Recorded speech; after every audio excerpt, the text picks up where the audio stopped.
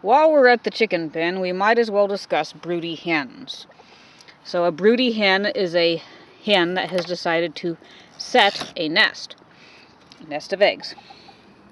These two are co-nesting, and there's some breeds that are more probable to be broody than others.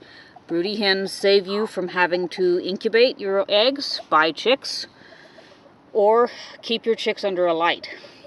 A good broody hen is worth her weight in gold for a homesteader, and often people will, they'll be high in demand to have broody hens because they are so essential. I'm just looking at your eggs. So that's what she's got. So usually, if we've got a broody hen, I know you're angry now. She'll often set with or without eggs under her if she's decided to be broody.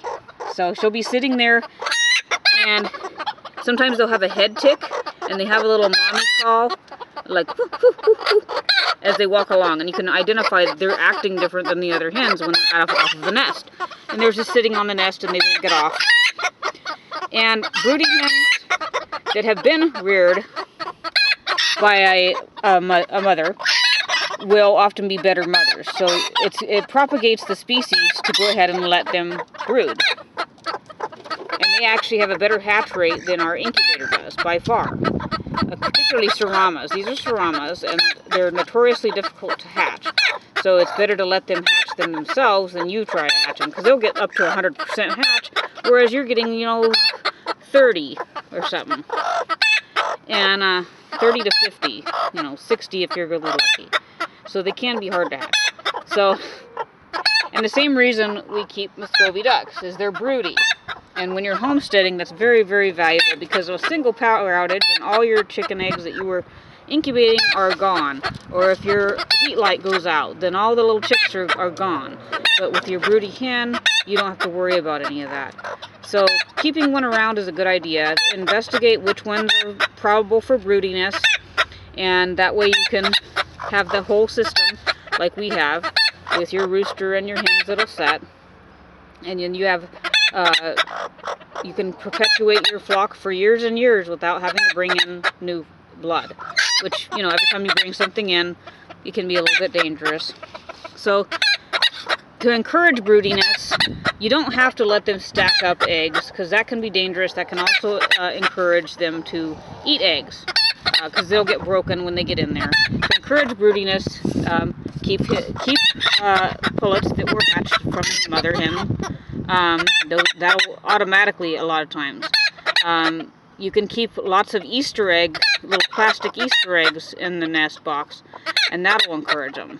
You can have lots of choices of nest boxes so that the hen will feel like she doesn't have the competition from the other hens that will prevent her from growing broody. And she will inevitably pick the favorite nest box if she decides to set. So sometimes what we will do to combat that, because other hens will continue to get in there and lay, which is very inconvenient, and they can end up breaking eggs, and then you've got multiple stages of eggs hatching, and that's bad.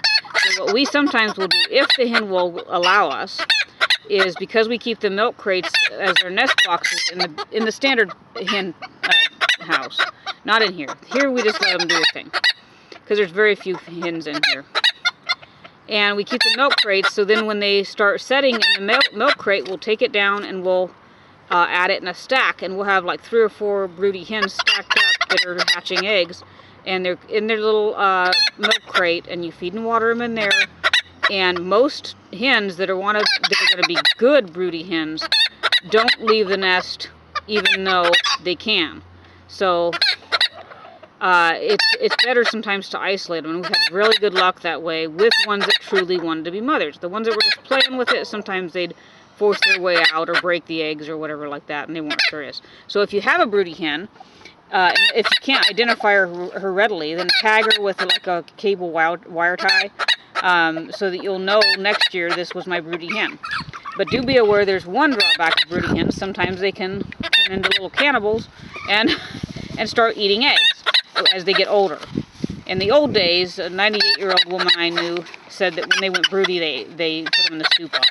But for me, on our homestead, we value our broody hens, and we try to encourage it. And I hope you will too, because it's very rewarding to see the mother hen out there with her little chickies. Night night, chickies.